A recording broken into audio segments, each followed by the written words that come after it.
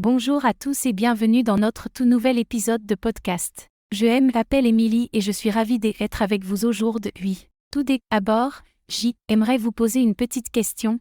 Avez-vous déjà dû parler français, sans même pouvoir dire bonjour correctement? Ou pire, voulu dire merci mais oublier les mots au bon moment? Si oui, cet épisode est fait pour vous. Aujourd'hui, avec mon partenaire, Lucas, dont vous entendrez parler dans quelques instants, nous allons vous présenter les expressions de base, mais essentielles, de toute conversation française. C'est comme votre boîte à outils linguistique. Sans ces expressions, difficile de survivre dans un café parisien ou de demander de l'aide à l'aéroport. Alors, que allez-vous apprendre? Eh bien, ensemble, nous allons voir comment se présenter, remercier quelqu'un, saluer, demander si quelqu'un parle anglais et excuser dans différentes situations, formelles et informelles. Et attention, ce ne sera pas un cours comme à l'école. Non. On va le faire avec des histoires, des dialogues animés et même quelques blagues. L'idée est que vous appreniez en vous amusant, et que vous vous souveniez naturellement, sans effort. Lucas et moi pensons que apprendre une langue devrait être comme avoir une conversation avec un bon ami. Alors installez-vous confortablement, préparez votre café ou votre thé et laissez-vous emporter par la magie de la langue française. Prêt?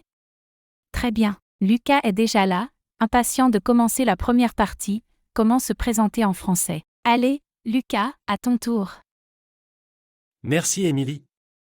Quelle belle introduction, comme toujours. Alors maintenant, chers auditeurs, plongeons directement dans notre première grande étape pour parler français, se présenter. Imaginez la scène, vous venez d'arriver à Paris. Vous êtes dans un café. Une personne vous sourit et engage la conversation. Qu'est-ce que vous dites? Vous paniquez?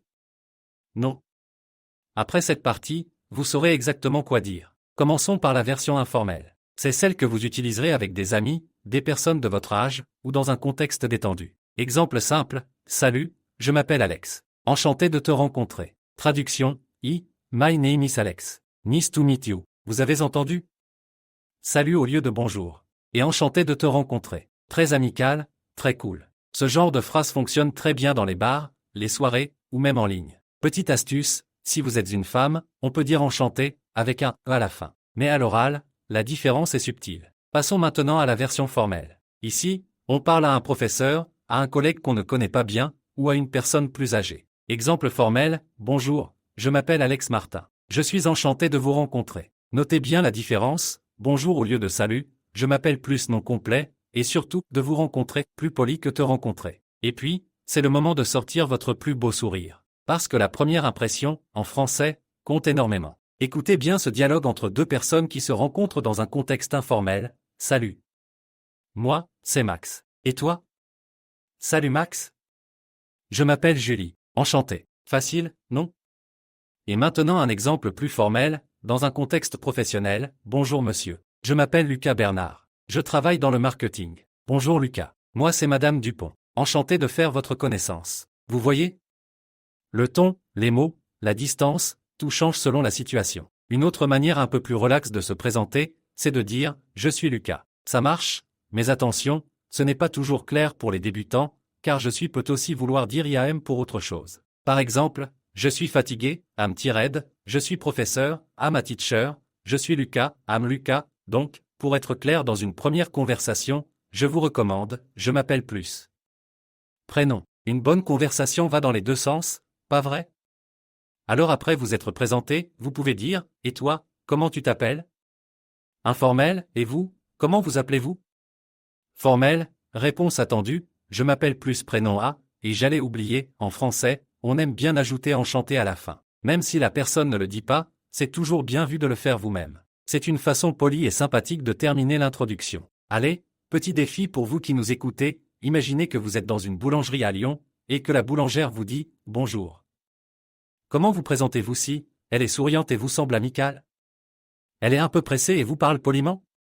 Prenez quelques secondes pour réfléchir, et si vous ne savez pas trop, pas de panique, vous pouvez toujours réécouter cette partie autant de fois que vous voulez. Voilà, c'était notre première section, se présenter. Vous voyez?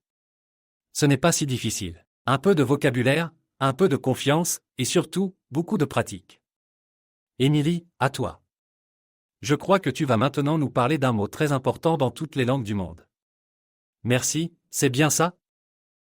Merci Lucas. J'ai adoré cette première partie, et j'espère que vous aussi, chers auditeurs, vous avez appris plein de choses utiles. Alors maintenant, on continue avec un mot magique, un mot essentiel, merci. Oui, vous avez bien deviné, aujourd'hui, on va apprendre comment remercier en français. Et vous allez voir, il y a plusieurs façons de dire merci, selon la situation, selon le ton, et bien sûr, selon votre humeur.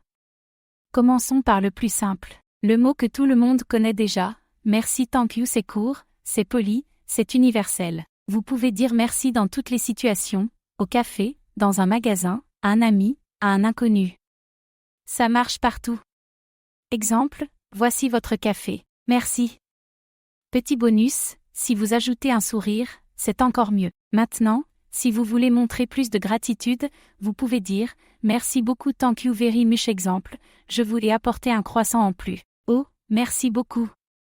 C'est super gentil. Merci beaucoup, c'est parfait si quelqu'un vous aide, vous rend un service, ou fait quelque chose d'agréable pour vous. Alors, passons à une version plus élégante, plus professionnelle. Je vous remercie thank you, formal, vous pouvez l'utiliser dans un email, dans un entretien d'embauche, ou face à une personne que vous respectez beaucoup. Exemple, je vous remercie pour votre réponse rapide. Et si vous parlez à un ami ou à quelqu'un que vous tutoyez, vous pouvez dire « Je te remercie ». Maintenant, si quelqu'un vous dit merci, que répondez-vous? Option informelle, de rien you welcome, no problem. Option formelle, je vous en prie you're very welcome par exemple, merci pour ton aide, Lucas. De rien, Émilie. Ou dans un contexte plus professionnel, merci beaucoup, monsieur. Je vous en prie, madame. Astuce culturelle, les Français aiment bien répondre avec je vous en prie quand ils veulent montrer qu'ils sont disponibles, polis, ou simplement respectueux. Scène, dans une boulangerie bonjour madame, une baguette s'il vous plaît. Voilà, ça fait 20 €. Merci beaucoup. Je vous en prie. Bonne journée. Merci, à vous aussi.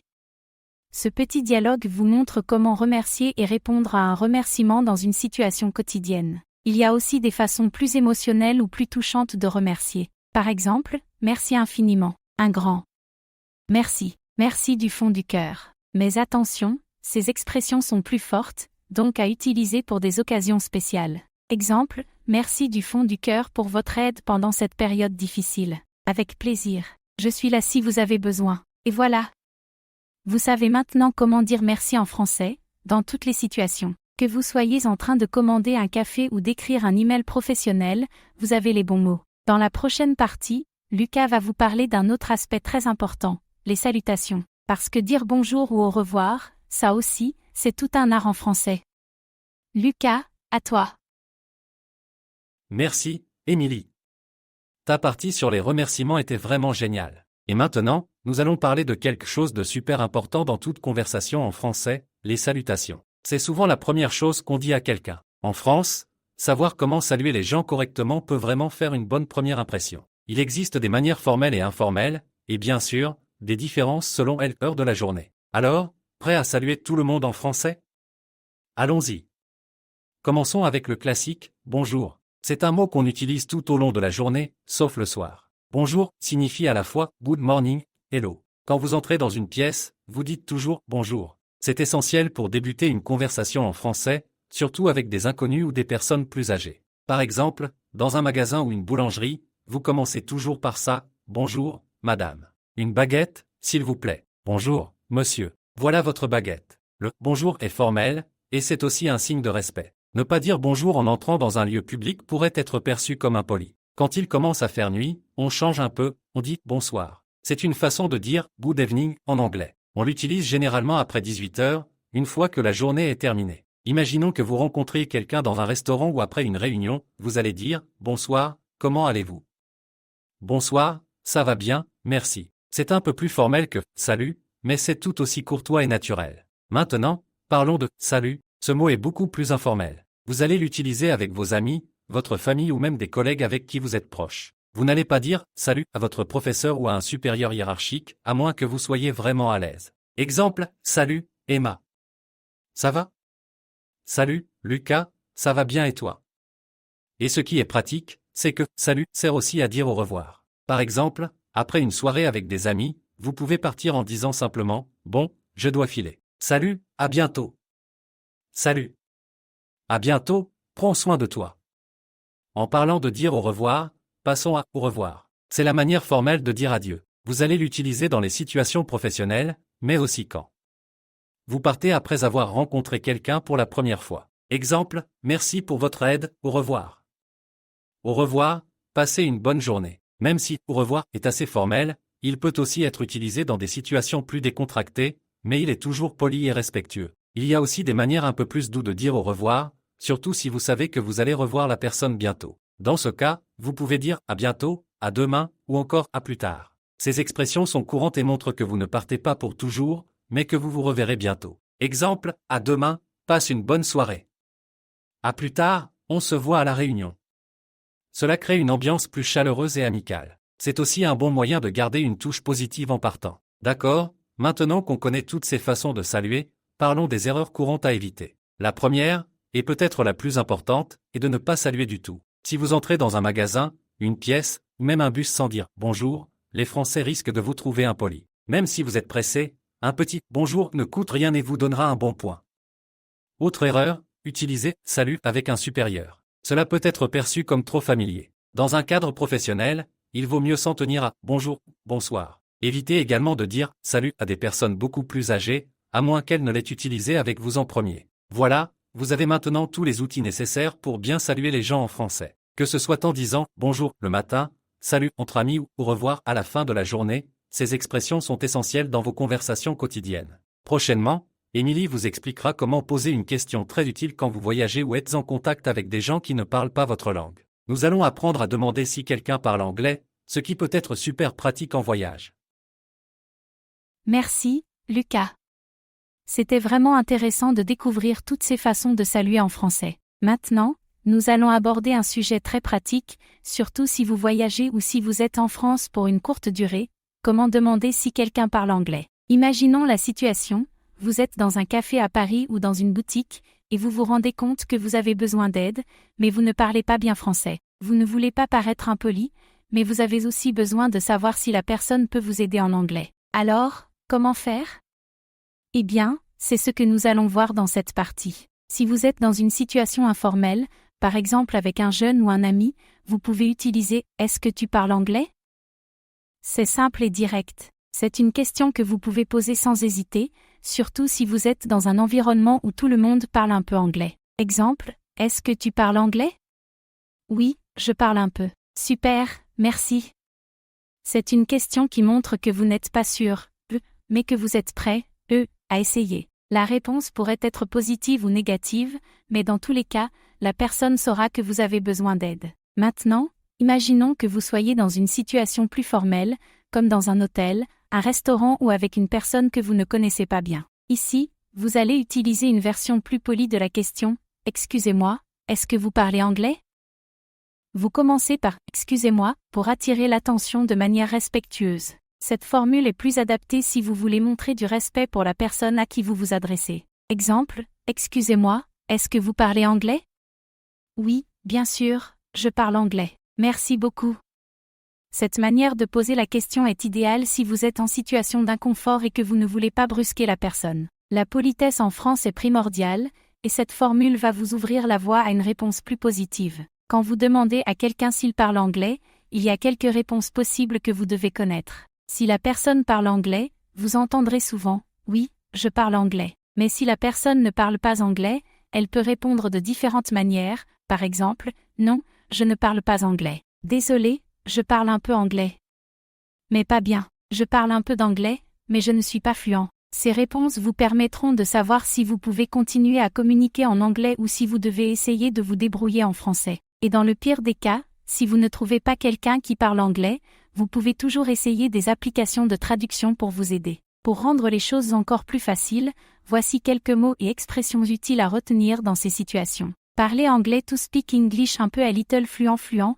Ce mot est aussi utilisé en français pour dire qu'on parle couramment une langue. Désolé, sorry, aidez-moi, help me. Ces mots peuvent vous aider à préciser votre demande ou à mieux comprendre la réponse que vous obtenez. N'ayez pas peur de répéter ou de demander à la personne de parler lentement si vous ne comprenez pas tout. Les Français sont souvent compréhensifs, surtout si vous faites un effort pour essayer de parler la langue. Si vous voyagez en France et que vous ne parlez pas couramment le français, n'oubliez pas de rester détendu et souriant. Les Français apprécient beaucoup quand vous faites un effort pour parler leur langue, même si vous n'êtes pas parfait. Si vous vous sentez gêné, ou que vous ne comprenez pas bien, vous pouvez aussi dire « Pardon, je ne parle pas bien français ». Cela montre que vous êtes conscient de votre niveau et que vous faites de votre mieux. Et n'oubliez pas que dans certaines grandes villes comme Paris, beaucoup de gens parlent anglais. Si vous êtes dans un endroit touristique, il est encore plus probable que quelqu'un puisse vous aider en anglais. Mais soyez prêt à rencontrer des gens qui ne parlent pas anglais, surtout dans les régions plus rurales ou si vous vous éloignez des zones touristiques.